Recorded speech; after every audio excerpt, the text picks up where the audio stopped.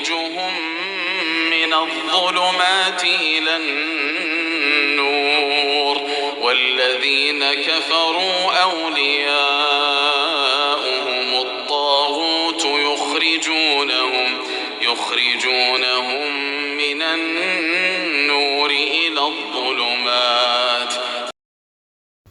10واں جز 5th رکو سورہ انفال. اے لوگو جو ایمان لائے ہو ان کافروں سے جنگ کرو یہاں تک کہ فتنہ باقی نہ رہے اور دین پورے کا پورا اللہ کے لیے ہو جائے. تو اتنا جد و جہد کرنے کا حکم دیا گیا کہ اللہ کی زمین پر اللہ کا دین نافذ ہو جائے. مسلمانوں کو حکم دیا جا رہا ہے کہ تم اللہ کے دین نافذ ہونے تک ان سے جنگ کرو کفار سے. جنگ بدر میں جو کچھ پیش آیا وہ اس لیے تھا کہ جس بات کا فیصلہ اللہ کر چکا تھا اسے ظہور میں لے آئے تاکہ جسے ہلاک ہونا ہے وہ دلیل روشن کے ساتھ ہلاک ہو اور جسے زندہ رہنا ہو دلیل روشن کے ساتھ زندہ رہیں. اسی لیے اس جنگ کو جنگ فرقان بھی کہا جاتا ہے، حق و باطل میں فرق کرنے والی جنگ.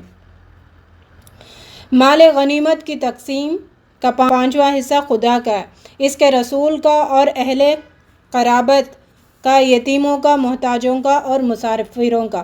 41 آیت میں مال غنیمت کے جو حصے اللہ تعالیٰ نے مقرر کیے ہیں اس کا ذکر کیا گیا. اس وقت اللہ نے تم لوگوں کی نگاہوں میں دشمنوں کو تھوڑا دکھایا اور ان کی نگاہوں میں تمہیں کم کر کے پیش کیا تاکہ جو بات ہونی تھی اسے اللہ ظہور میں لے آئے. جنگ بدر کا تبصرہ ہی آگے چل رہا ہے. رکو نمبر 6. اے اہل ایمان جب کسی گروہ سے تمہارا مقابلہ ہو تو ثابت قدم رہو اور اللہ کو کثرت سے یاد کرو، اللہ اور اس کے رسول کی اطاعت کرو، آپس میں جھگڑو نہیں ورنہ تمہارے اندر کمزوری پیدا ہوگی. امت میں کمزوری پیدا ہونے کا سبب بتایا گیا آپس میں جھگڑے کرنا. یہ جھگڑے کمزوری پیدا کرتی ہے اور ہماری ہوا اکھاڑ کے رکھ دیتی ہے اور تمہاری ہوا اکھڑ جائے گی.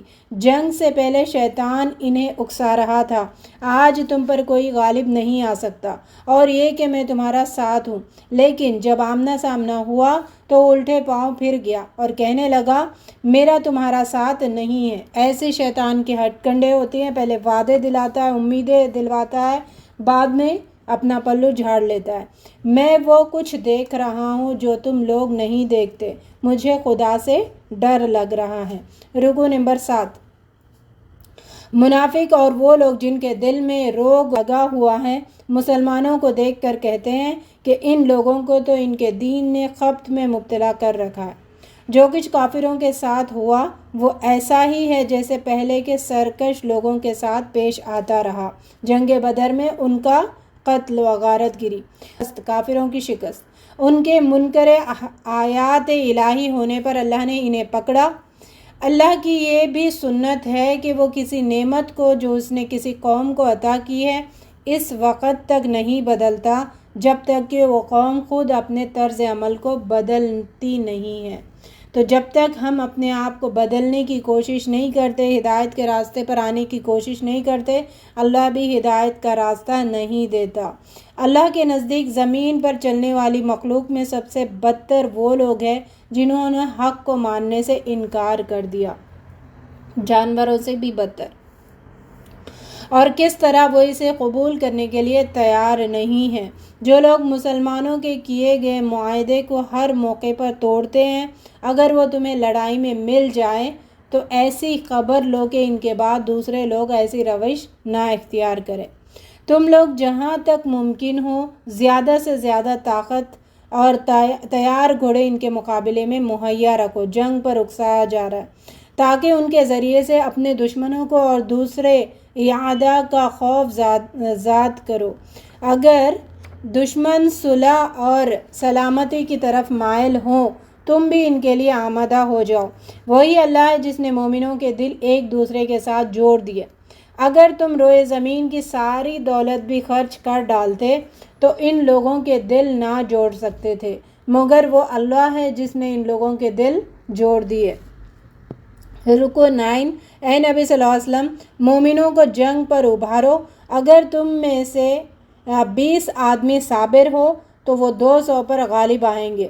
اگر 100 آدمی ایسے ہو تو منکرین حق کے 1000 آدمیوں پر بھاری رہیں گے، لیکن تم میں کمزوری ہے تو تم میں سے 100 آدمی صابر ہو تو وہ 200 پر، اور 1000 آدمی ایسے ہوں تو 2000 پر اللہ کے حکم سے غالب آئیں گے۔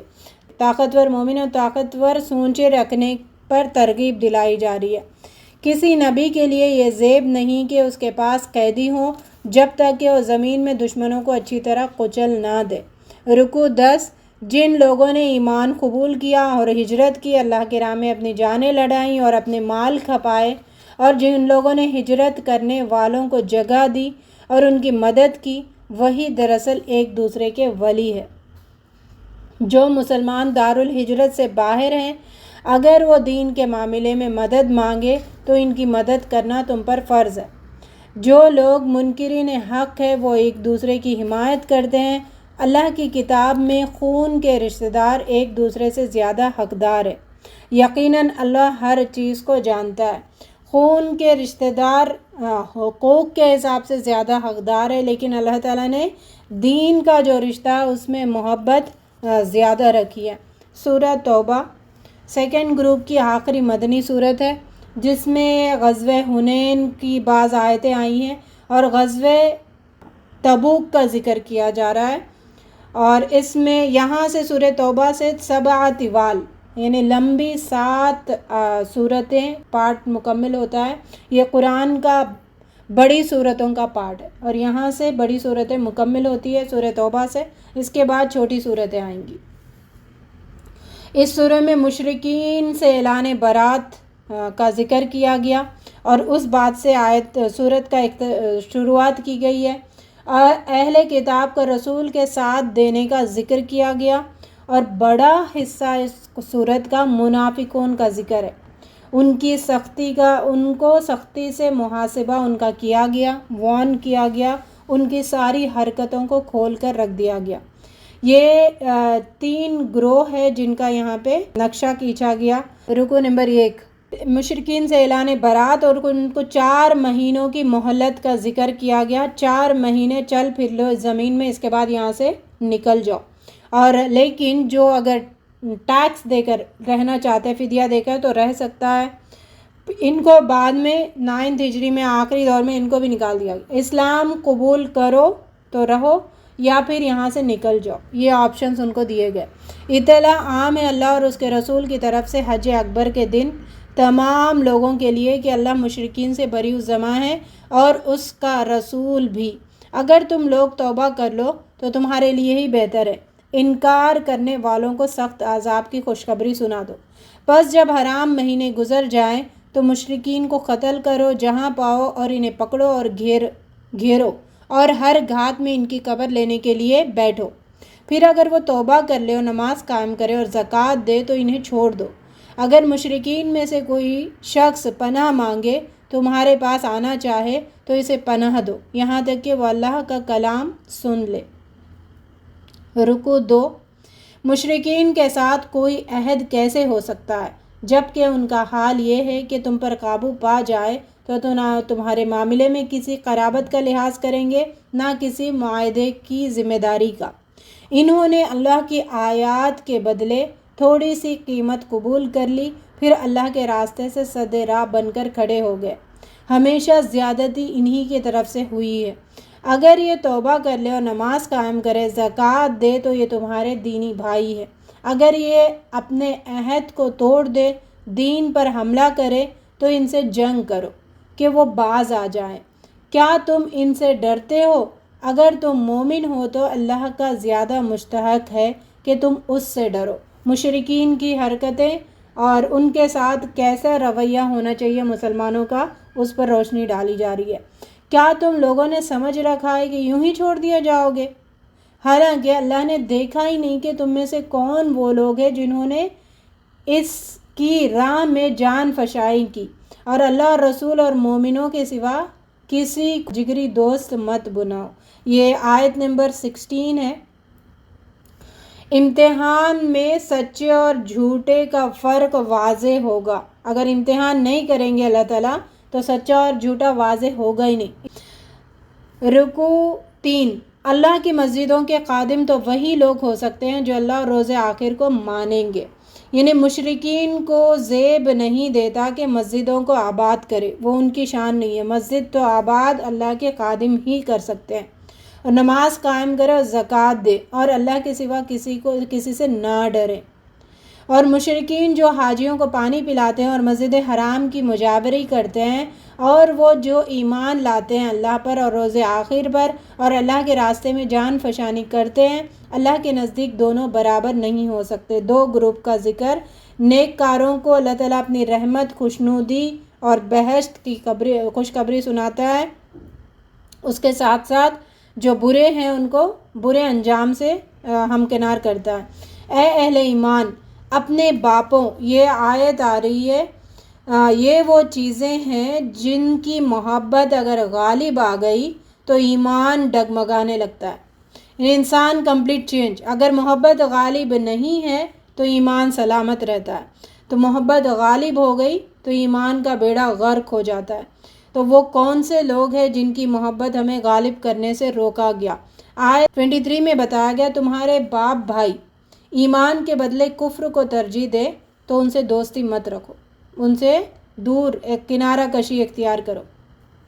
پھر آگے 24 آیت، جن کی محبتیں ہمیں غالب کرنا نہیں ہے، تمہارے باپ، بیٹے، بھائی، تمہاری بیویاں، تمہارے عزیز و اقارب، تمہارے وہ مال جو تم نے کمائے، تمہارے کاروبار جن کے ماند پڑ جانے کا تمہیں خوف ہے، تمہارے وہ گھر جو تمہیں بہت پسند ہے، تم کو اللہ اور اس کے رسول اور اس کی راہ میں جہاد سے عزیز تر ہے، تو انتظار کرو یہاں تک کہ اللہ اپنا فیصلہ تمہارے سامنے لے آئے۔ محبت کو غالب کرنا نہیں ہے، حد میں رکھنا۔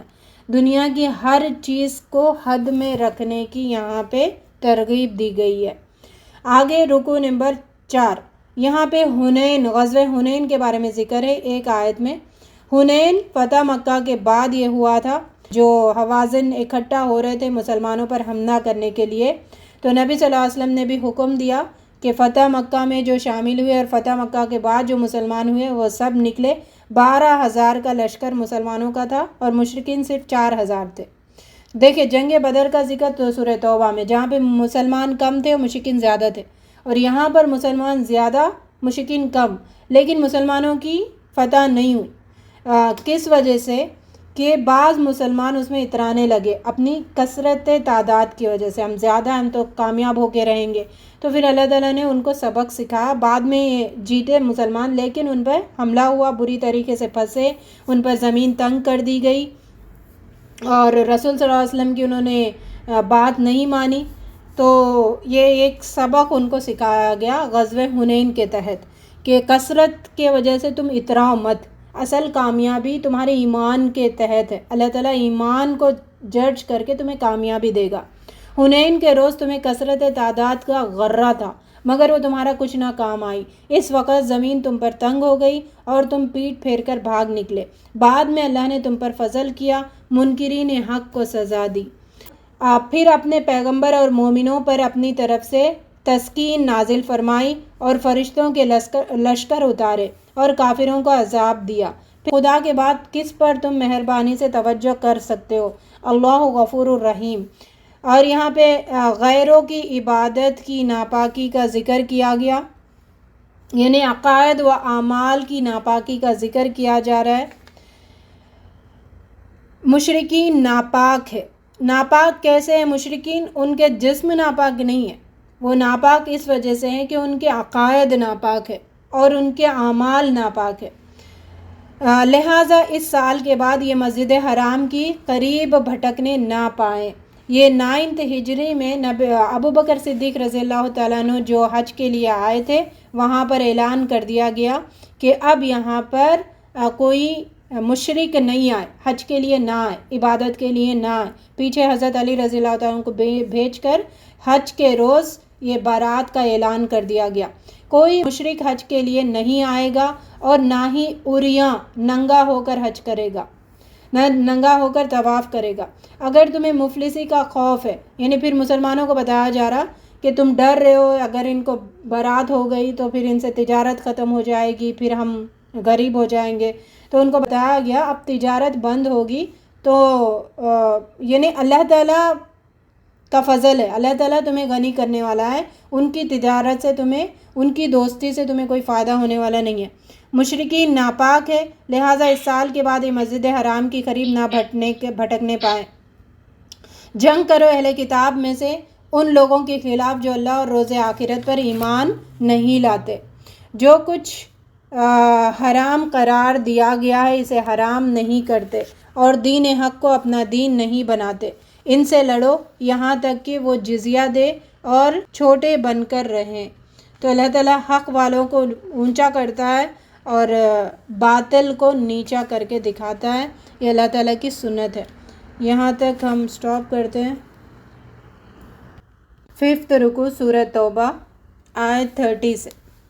یہود کہتے ہیں عزیر علیہ السلام اللہ کے بیٹے ہیں، عیسائی کہتے ہیں کہ مسیح خدا کا بیٹا ہے۔ یہ سب بس منہ کی باتیں ہیں، پہلے بھی لوگ یہی باتیں کرتے تھے۔ اللہ ان کو ہلاک کرے گا، کہاں بہکے پھرتے، اپنے علماء مشائخ اور مسیح ابن مریم کو اللہ کے سوا خدا بنا لیا، حالانکہ اللہ کے سوا کسی کی عبادت نہ کرنے کا حکم دیا گیا تھا۔ اللہ پاک ہے ان باتوں سے جو یہ لوگ کر رہے ہیں۔ لوگ چاہتے ہیں کہ اللہ کی روشنی کو اپنے پھونکوں سے بجھا دے، مگر اللہ اپنی روشنی کو مکمل کیے بغیر ماننے والا نہیں ہے، خواہ وہ کافروں کو کتنا ہی ناگوار کیوں نہ گزرے۔ صرف اپنی زبانوں سے حق کو نیچا دکھانے کی کوشش کرتے ہیں، اور اس زمانے میں بھی کرتے ہیں اور آج بھی کرتے ہیں اور قیامت تک یہ ہوتے رہے گا۔ تو ان حق کا کچھ بگڑے گا نہیں اور انہی کا بگڑے گا جو اس کو بگاڑنا چاہتے ہیں۔ حرم کو مشرکین سے پاک کریں اور دین حق وہاں دین غالب کی حیثیت سے باقی رہے۔ یہ 2 کام دے کر بھیجا گیا نبی صلی اللہ علیہ وسلم کو۔ وہی اللہ ہے جس نے اپنے رسول کو ہدایت اور دین حق کے ساتھ بھیجا تاکہ اسے پورے جن سے دین پر غالب کر دے، مشرکین کو چاہے کتنا بھی ناگوار کیوں نہ گزرے۔ انہیں تم حق کو نافذ کرنے کی کوشش کرتے جاؤ، باطل خود بخود بجھ جائے گا۔ یہ کام کرنا ہی چاہیے، یہی ذمہ داری ہے اس آخری نبی پر بھی اور آخری نبی کی امت پر بھی، چاہے مشرکین کو کتنا بھی برا کیوں نہ لگے، ہمیں یہ کام کرتے رہنا ہے۔ علماء سو کا ذکر یہاں پر کیا جا رہا ہے آیت 34 میں۔ بہت سے عالم اور مشائخ لوگوں کا مال ناحق کھاتے ہیں اور اللہ کی راہ سے روکتے ہیں، پیسوں کی خاطر اپنے حساب سے فتوے دیتے ہیں، لوگوں کے حساب سے فتوے دیتے ہیں۔ ان کو علماء سو کہا جاتا ہے اور ان کی حرکتوں کا یہاں پر ذکر کیا۔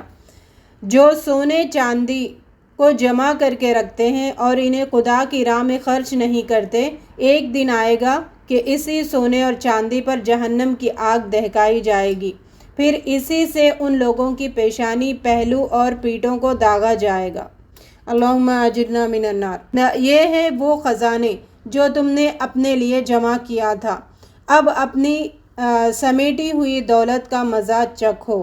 جب سے اللہ تعالیٰ نے کائنات پیدا کی ہے، مہینوں کی تعداد اللہ کے نوشتے میں 12 ہی ہے، ان میں سے 4 مہینے حرمت والے مہینے ہیں۔ تو یہاں پر حرمت والے مہینوں کا اور سال کے 12 مہینوں کا ذکر کیا گیا ہے آیت 36 سے 38 تک۔ تو امن کے مہینے کو لوگ کیا کرتے تھے کہ آگے پیچھے کر دیتے تھے، تو یہ ان کی کفر کی علامت تھی۔ جیسے رجب آ گیا، وہاں پہ ان کو کچھ کام ہے تو رجب کو آگے کر دیا، دوسرے مہینے کو آگے پیچھے کر دیا، ایسے یہ کھیل کھیلا کرتے تھے۔ یعنی ان کو صرف 4 مہینے کی گنتی پوری کرنا ہے، چاہے وہ آگے ہو چاہے پیچھے ہو، گنتی پوری کرتے تھے آگے پیچھے کر کے، اور جن کاموں کی حرمت ہے ان مہینوں میں وہ جائز کر لیتے تھے، ان کے برے اعمال ان کو بھلے لگنے لگے۔ ایسے کافروں کو اللہ رب العزت ہدایت نہیں دیتا۔ یہ ایک بدعت تھی جو اپنی مرضی سے حرمت کو توڑنے کی انہوں نے کی، جیسے ہم بھی کرتے ہیں، بہت سارے کام نہیں ہوتے تو یہ کر دو تو اس کا کفارہ ہم سمجھ لیتے ہیں، دین کو اپنی مرضی سے استعمال نہیں کرنا ہے۔ رکوع نمبر 6 38 آیت سے 59 آیت تک یہاں پہ غزوہ تبوک یعنی 6 اور 7 رکوع میں غزوہ تبوک کا ذکر ہے، اور تقریباً یہ آخری سورہ تک غزوہ تبوک ہی کا ذکر آئے گا۔ اس غزوے کے مختلف حالات کا مختلف رکوعوں میں ذکر کیا جائے گا۔ یہاں پر غزوہ تبوک، منافقوں کا حال اور سستی کرنے والے مسلمانوں کا حال، منافقوں کے جھوٹے عذر کا بیان اور مسلمانوں کو جہاد کی ترغیب، یہ ساری باتیں آگے آ رہی ہے۔ اے اہل ایمان، جب تمہیں اللہ کی راہ میں نکلنے کے لیے کہا گیا تو تم زمین سے چمٹ کر رہ گئے۔ کیا تم نے آخرت کے مقابلے میں دنیا کی زندگی کو پسند کر لیا ہے؟ اگر تم نہ اٹھو گے تو خدا تمہیں دردناک سزا دے گا اور تمہاری جگہ دوسرے گروہ کو اٹھائے گا۔ اگر تم نے نبی کی مدد نہ کی تو کوئی بات نہیں ہے، اللہ تو اس وقت بھی اس کی مدد کر چکا ہے جب کہ غار میں وہ اپنے ساتھی کے ساتھ پناہ لیے ہوئے تھا۔ یہ ہجرت کے وقت ابو بکر صدیق رضی اللہ تعالیٰ عنہ کے ساتھ غار ثور میں نبی صلی اللہ علیہ وسلم نے پناہ لیا تھا، اس کا یہاں پہ ذکر کیے کہ وہاں پہ دونوں تھے، اللہ تعالیٰ نے ان کی مدد کی۔ نکلو خواہ ہلکے ہو یا بوجھل اور جہاد کرو اللہ کی راہ میں اپنے مالوں اور اپنی جانوں کے ساتھ، یہ تمہارے لیے بہتر ہے اگر تم جانو۔ ایک غزوہ تبوک واقع ہوا تھا سخت گرمی میں، اور گرمی کی وجہ سے لوگ بہانے کرنے لگے تھے، تو اسی کا ذکر کیا جا رہا ہے۔ تم کسی بھی حال میں ہو تم نکلو، نبی صلی اللہ علیہ وسلم کا حکم مانو۔ رکوع 7۔ اللہ نے جنگ تبوک میں منافقوں کا شریک ہونا پسند ہی نہیں تھا، اس لیے اس نے انہیں سست کر دیا۔ اگر وہ تمہارے ساتھ رہتے تو تمہارے اندر خرابی کے سوا کسی چیز کا اضافہ نہ کرتے اور تمہارے درمیان فتنہ پردازی کے لیے دوڑ دھوپ کرتے۔ تمہارا بھلا ہوتا ہے تو انہیں رنج ہوتا ہے، اور تم پر مصیبت آتی ہے تو یہ منہ پھیر کر خوشی خوشی پلٹتے ہیں اور کہتے ہیں اچھا ہوا ہم نے پہلے ہی اپنا معاملہ ٹھیک کر لیا تھا۔ اے اہل ایمان، ان سے کہو ہم جس چیز کے منتظر ہیں وہ یہ ہے، اللہ خود تمہیں سزا دیتا ہے یا ہمارے ہاتھوں دلواتا ہے۔ یہ منافق نماز کے لیے آتے ہیں تو کسمساتے ہوئے آتے ہیں، اور اللہ کی راہ میں خرچ کرتے ہیں تو بادل ناخواستہ خرچ کرتے ہیں۔ منافقوں کی کوالٹی ہے کہ نماز میں سستی برتتے اور خرچ کرنے کے لیے بھی آگے نہیں بڑھتے۔ اللہ رب العزت ہمیں منافقانہ رویوں سے محفوظ رکھے۔ آگے 58 اور 59 آیت میں اللہ رب العزت نے بتایا کہ اگر جو بھی ملا مال غنیمت سے اس پر خوش ہو جاؤ اور راضی رہو، اور کہتے ہیں کہ اس میں کافی ہے، جو کچھ قسمت میں ہے اس پر راضی رہنا ان آیتوں میں ہمیں سکھاتا ہے، اور جو بھی اللہ تعالیٰ کی طرف سے نصیب ہو رہا ہے ہمیں زندگی میں اس پر خوش ہو جاؤ، اس کو اللہ کا فضل سمجھ کے سیٹسفائی ہو جاؤ، اس کا یہاں پہ ذکر کیا گیا۔ آیت 60 میں صدقات واجبہ کی تقسیم کا طریقہ بتایا گیا ہے، یعنی جو زکوٰۃ کے مستحق کون ہیں ان کا ذکر۔ جو 8 لوگوں کا یہاں پر ذکر کیا گیا وہ 8 لوگ کون ہیں؟ صدقات فقیروں، مسکینوں، عمالیوں یعنی جو زکوٰۃ وصول کرتے ان کے لیے، اور تالف قلب مطلوب جو ایسے نان مسلم جن کو اگر آپ پیسوں کی مدد کریں گے تو اسلام کی طرف آنے کے چانسز ہے، ان کو دے سکتے ہیں۔ گردنوں کو چھڑانے میں دیا جا سکتا ہے۔ قرض داروں کی مدد کرنے میں، اگر کوئی قرض میں مبتلا ہے اس کو زکوٰۃ دے کر اس کے قرض سے رہائی کروایا جا سکتا ہے، اور راہ خدا میں دیا جا سکتا ہے، اللہ کی راہ میں مسافروں کی مدد کی جا سکتی ہے۔ یہ 8 لوگ ہیں جس کو زکوٰۃ پہنچنے کا حق ہے، تو ان میں استعمال کرنے کے لیے جو لوگ اللہ کے رسول کو دکھ دیتے ہیں ان کے لیے دردناک سزا ہے۔ منافق قسمیں کھا کر رسول کو خوش کرنا چاہتے ہیں، اصل خوشی ایمان کی وجہ سے ہوتی ہے اللہ اور رسول کو، اس بات کا ذکر کیا گیا۔ اللہ اور اس کے رسول سے مقابلہ کرنے والوں کے لیے جہنم کی آگ تیار کر رکھی ہے، یہ بڑی رسوا کن عذاب ہے۔ منافق اب ڈر رہے ہیں کہ کہیں کوئی ایسی صورت نازل نہ ہو جائے جو ان کے دلوں کے بھید کھول کر رکھ دے۔ جو باتیں منافقین بناتے ہیں ان کے بارے میں وہ کہتے ہیں کہ ہم تو ہنسی مذاق اور دل لگی کر رہے تھے۔ ان سے کہو کہ تمہاری یہ ہنسی دل لگی کیا اللہ اس کی آیات اور رسول ہی کے ساتھ تھی؟ اب تم عذر نہ تراشو کہ تم نے ایمان لانے کے بعد کفر کیا۔ غزوہ تبوک رومیوں کے ساتھ جنگ تھی اور سخت گرمی میں ہوئی تھی، اور نبی صلی اللہ علیہ وسلم نے سب کو نکلنے کے لیے کہا ہے۔ جس طریقے سے فصل پکی ہوئی تھی تو جیسی فصل ہے اس کو چھوڑ دیا جائے، نکلو، تو اس میں بہت سارے مسلمان نکلے تھے، اور بہت سارے مسلمان جو غریب تھے ان کے پاس سواری نہیں تھی تو وہ نکلنے کی خواہش رکھ رہے تھے لیکن نکل نہیں پا رہے تھے، ان کو چھوٹ دے دیا گیا۔ اور بعض مسلمان تھے جو امیر تھے، جن کے پاس سواریاں تھیں، وہ نکلنے میں سستی دکھا رہے تھے۔ ان 3 لوگوں کو یہاں پہ اللہ تعالیٰ نے آزمائش میں ڈالا، ان کو پنش کیا، پھر ان کو معاف کیا، اس کا ذکر آئے گا۔ پھر بعض منافقوں کا گروہ جو نہیں حاضر ہوئے لیکن جھوٹے بہانے کر کے انہوں نے نبی صلی اللہ علیہ وسلم کو راضی کرنے کی کوشش کی، اس کا ذکر اور ان کو تنبیہ، ان کو دھمکایا گیا۔ آگے رکوع میں ان ٹاپکس پہ ہم دیکھتے ہیں۔ رکوع 9، اللہ نے منافق مردوں اور عورتوں اور کافروں کے لیے آتش دوزخ کا وعدہ کیا ہے۔ ایسے ہی رنگ ڈھنگ کے لوگ ان کے پیش رو تھے، وہ بھی دنیا میں اپنے حصے کے مزے لوٹے اور یہ بھی اپنے حصے کے مزے اسی طرح لوٹ رہے ہیں۔ یہ بھی بحثوں میں پڑے ہیں جیسے وہ بحثوں میں پڑے ہیں، یہ سب دنیا اور آخرت کے خسارے میں ہیں۔ کیا ان لوگوں تک خبریں نہیں پہنچی پہلے قوموں کی؟ نوح علیہ السلام، عاد، سمود، ابراہیم، مدین والے اور لوط علیہ السلام کی قوم، ان سب کے پاس نشانیاں لے کر آئے پیغمبر۔ اللہ ظلم کرنے والا نہیں ہے، اپنے آپ ہی پر لوگ ظلم کرنے والے ہوتے ہیں۔ مومن مرد اور مومن عورتیں ایک دوسرے کے رفیق ہیں، بھلائی کا حکم دیتے ہیں اور برائی سے روکتے ہیں۔ یہ ساری امت مسلمہ کا ذکر یہاں پہ کیا جا رہا ہے۔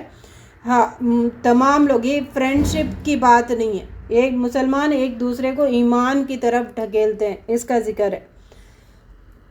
نماز قائم کرتے ہیں، زکوٰۃ دیتے ہیں اور اللہ اور اس کے رسول کی اطاعت کرتے ہیں۔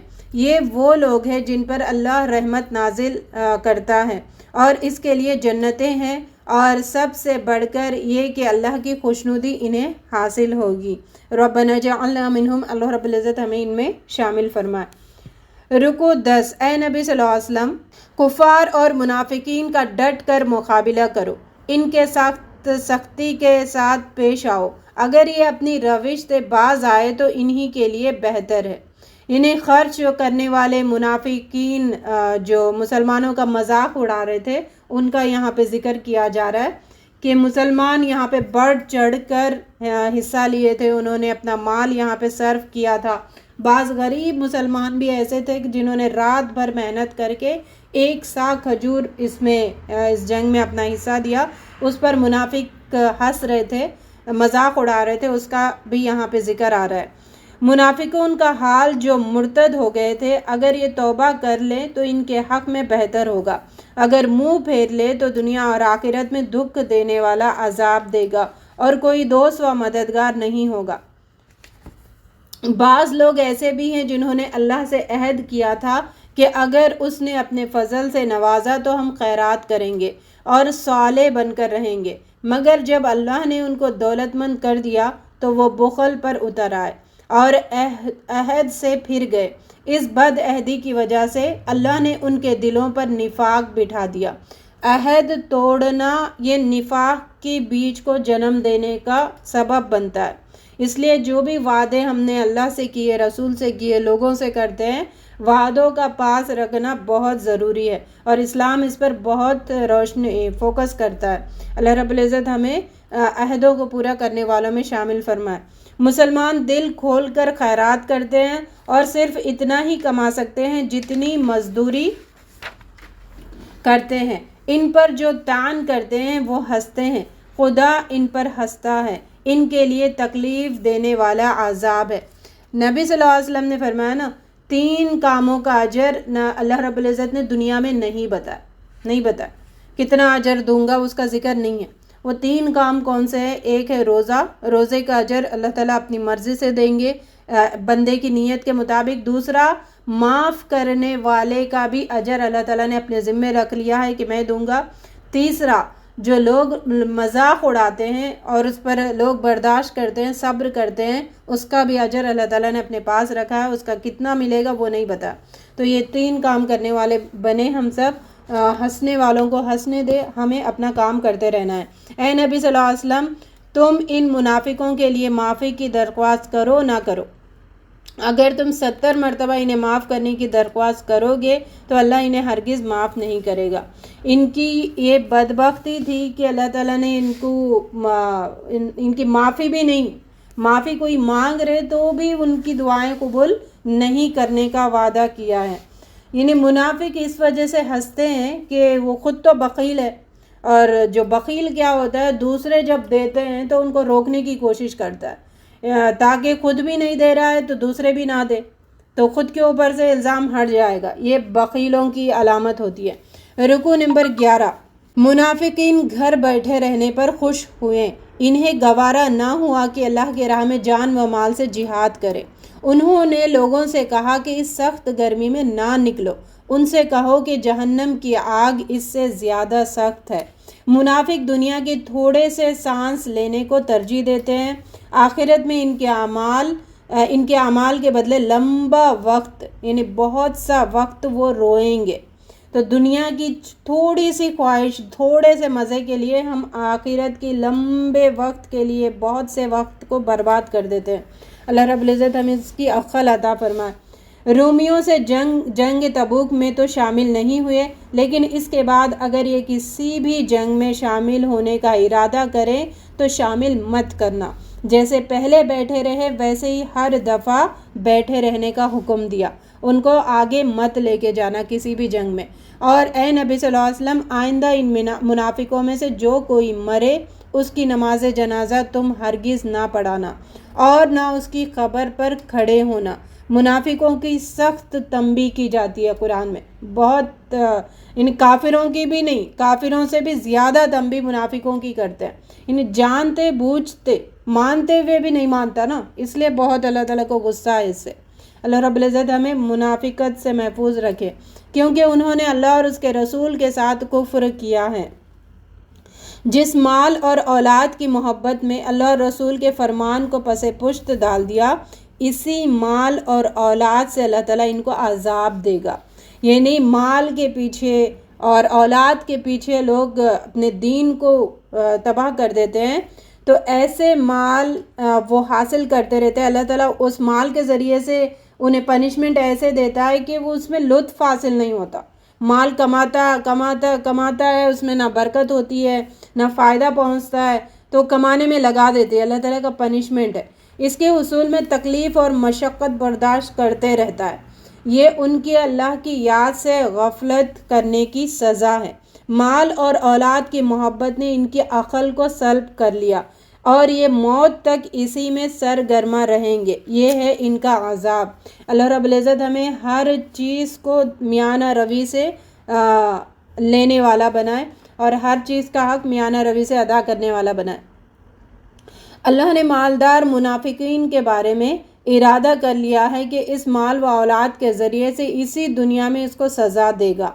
جب جہاد کا اعلان ہوا تو منافقین نے درخواست کی کہ انہیں جہاد کی شرکت سے معاف رکھا جائے، ہمیں تو گھروں میں ہی رہنے دیجیے، جو گھروں میں رہتے ہیں ان کے ساتھ، یعنی عورتوں کے ساتھ۔ تو یہاں پہ ایک مسئلہ بھی سمجھ آ رہا ہے کہ عورتوں کو اللہ تعالیٰ گھروں میں ٹکے رہنے پر پسند کرتا ہے، بے وجہ باہر گھومتے نہیں پھرنا ہے۔ اس چاہت کی وجہ سے دلوں پر مہر لگا دی گئی ہے، تو یہ سمجھتے ہی نہیں ہیں۔